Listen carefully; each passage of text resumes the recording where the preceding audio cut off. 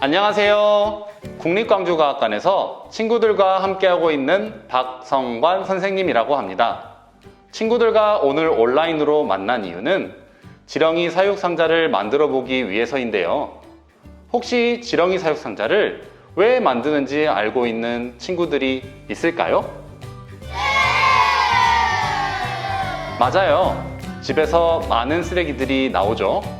그 중에서 음식물 쓰레기를 줄이기 위한 방법 중 하나인 지렁이 사육상자를 만들어 볼 거예요. 그 전에 음식물 쓰레기가 무엇인지, 그리고 어떻게 하면 음식물 쓰레기를 줄일 수 있는지 알아볼 거예요. 그럼 한번 시작해 볼까요? 그럼 출발! 첫 번째, 음식물 쓰레기란 무엇일까요? 단순히 먹다 배불러서 버리는 음식만을 이야기하는 것일까요? 아니죠. 농부가 수확하는 농작물에서도 음식물 쓰레기가 발생할 수 있습니다. 예를 들면 상품성이 떨어지는 못생긴 농작물들은 버려집니다. 왜냐하면 팔 수 없으니까요. 또한 공장에서 식품을 생산할 때도 짜투리 재료나 사용할 수 없는 재료는 버려지면서 음식물 쓰레기가 됩니다. 이걸 모두 포함하고 있는 게 오늘 우리가 알아볼 음식물 쓰레기랍니다. 그렇다면 우리는 얼마나 많은 음식물 쓰레기를 버리고 있을까요? 전체 음식물 중 약 7분의 1은 버려지고 있습니다. 또한 앞에 화면에 보시는 것처럼 전체 쓰레기의 약 30%가 바로 음식물 쓰레기이고요. 이런 음식물 쓰레기가 우리나라에서는 1년에 얼마만큼 버려지고 있을까요? 바로 500만 톤이에요. 500만 톤은 바로 코끼리 100만 마리와 같은 무게랍니다. 정말 엄청 많은 쓰레기가 버려지고 있죠? 그렇다면 음식물 쓰레기가 문제가 되는 이유는 뭘까요? 첫 번째 이유는 우리 친구들이 안 좋은 냄새 나는 음식물 쓰레기가 싫은 것처럼 바로 악취예요. 두 번째는 음식물 쓰레기를 옮기거나 처리하기 위해서 자동차를 사용하는 등 에너지를 소비하기 때문이에요. 세 번째, 음식물 쓰레기가 강이나 바다로 흘러가 물을 오염시키기 때문이에요. 네 번째, 음식물 쓰레기를 처리하는 비용이 1년에 약 8천억이 필요해요. 8천억이면 서울 상암 월드컵 경기장 3개를 만들 수 있는 금액이랍니다. 이처럼 음식물 쓰레기로 인해 문제가 되는 것을 어떻게 해결할 수 있을까요? 우선 음식물 쓰레기를 최소화하는 거예요. 그렇다면 음식물 쓰레기를 올바로 배출하는 방법을 알아볼까요? 음식물 쓰레기 배출 요령 3가지. 하나, 비닐봉지, 나무젓가락, 이쑤시개 등의 이물질은 제거합니다. 둘, 길이가 긴 채소류, 큰 수박 등은 잘게 썰어 부피를 줄여주세요. 셋, 물기를 꽉 짜서 제거한 후 배출해주세요. 음식물 쓰레기가 아닌 것은 종량제 봉투에 버려주세요. 채소류의 껍질이나 뿌리, 과일류의 딱딱한 씨앗, 육류의 뼈 또는 털, 어패류의 뼈 또는 껍데기, 계란, 메추리알의 껍질, 견과류의 껍질, 한약재, 차 찌꺼기, 딱딱한 것, 재활용하기 어려운 것, 동물의 사료로 쓸 수 없는 것, 너와 나, 우리를 위한 착한 습관. 올바른 음식물 쓰레기 배출, 오늘부터 시작해요.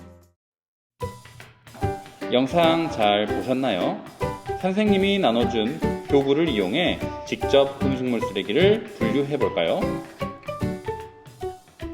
잠시 영상을 멈추고 해봐도 좋습니다. 어때요? 친구들 잘 분류했나요? 오늘 배운 내용을 잘 생각해서 교구뿐 아니라 집에서 직접 음식물 쓰레기를 분류할 수 있겠죠? 지금부턴 우리가 학교 생활에서 음식물 쓰레기를 줄일 방법을 알아볼까요? 첫 번째, 먹을 만큼만 받아요. 한번 따라해 볼까요? 조금만 주세요. 잘했어요. 두 번째, 자율배식대에서는 욕심내지 않아요. 세 번째, 싫어하는 음식도 조금씩 먹어봐요.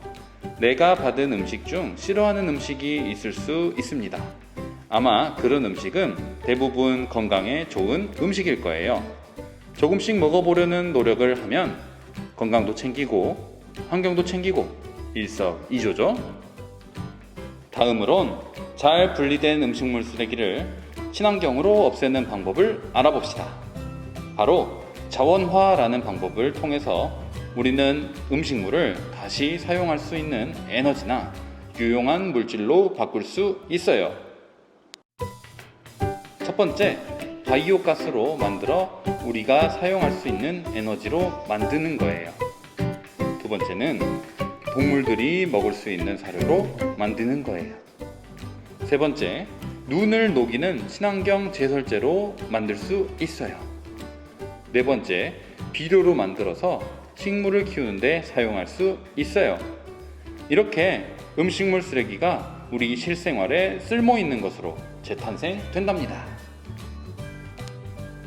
자, 그럼 우리도 우리 집에서 나오는 음식물 쓰레기를 쓸모 있는 것으로 재탄생 시켜볼까요? 어떻게? 바로 지렁이를 이용해서 친환경 퇴비를 만들어 볼 거예요. 그렇다면 왜 우리가 지렁이를 사용할까요? 바로 지렁이가 싸는 똥이 영양분이 가득한 땅으로 만들어주기 때문입니다. 그래요. 지렁이 똥을 바로 분변토라고 하죠. 지렁이 분변토는 식물의 성장을 도와주기도 하고 주변에 해충이 생기지 않게 도와줘요.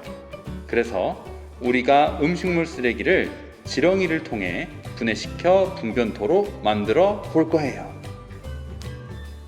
지금부터 지렁이 사육 상자를 만들어 볼까요? 지렁이 사육 상자를 만들기 위해 필요한 준비물에는 무엇이 있을까요? 통기천, 흙, 지렁이, 사육 상자, 원예용 장갑은 선생님이 보내줬죠. 확인했나요?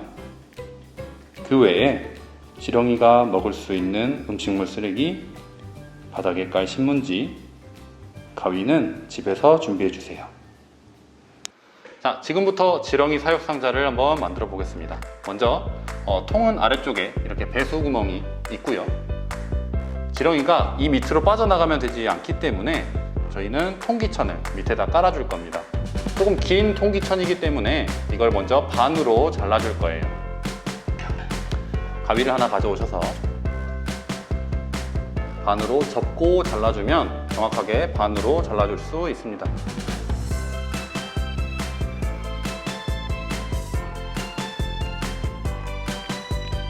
통기천은 바닥에도 하나 깔 거지만 나중에 위쪽에도 하나 덮어줄 거기 때문에 먼저 바닥 쪽에 깔 통기천만 사용하도록 하겠습니다.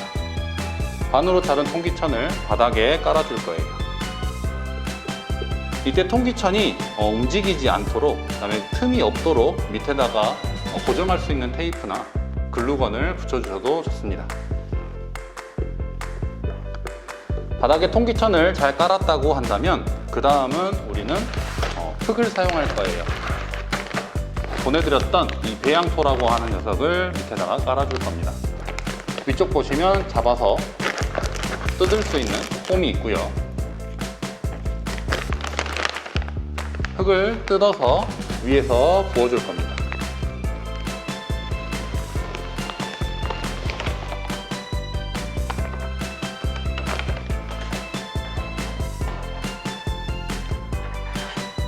흙을 부어주었다면 나눠줬던 장갑을 착용해 주세요.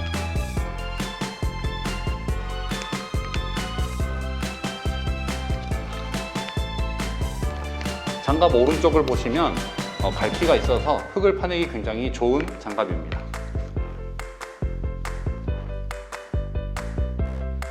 흙을 잘 펴주셨다면 지렁이 뚜껑을 열어줍니다. 지렁이 뚜껑을 열고 지렁이를 한쪽 벽면에 붙여서 부어주세요.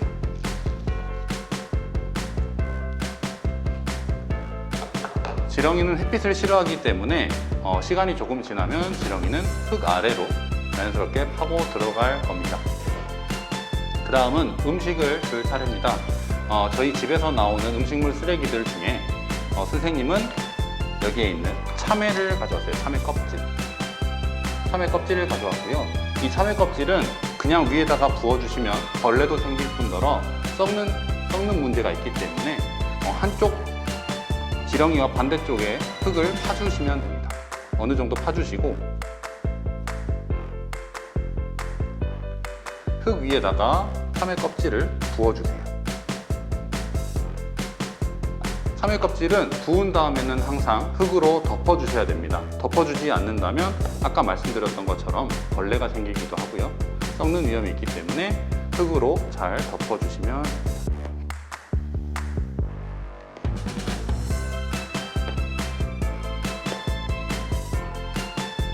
음식물이 조금씩 썩어감에 따라서 가스를 내뱉게 되는데 이 가스를 피해서 지렁이들이 움직이기 때문에요.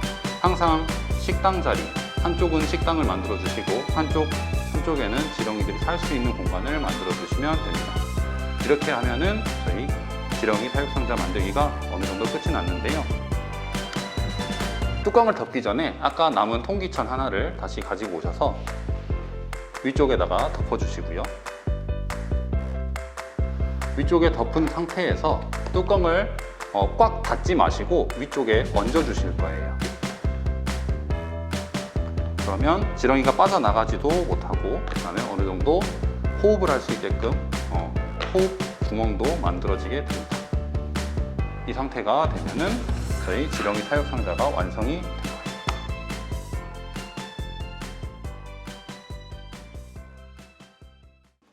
지렁이 사육 상자를 잘 만들어 봤나요? 친환경으로 음식물 쓰레기를 줄일 수 있는 지렁이를 일주일간 관찰해 봅시다.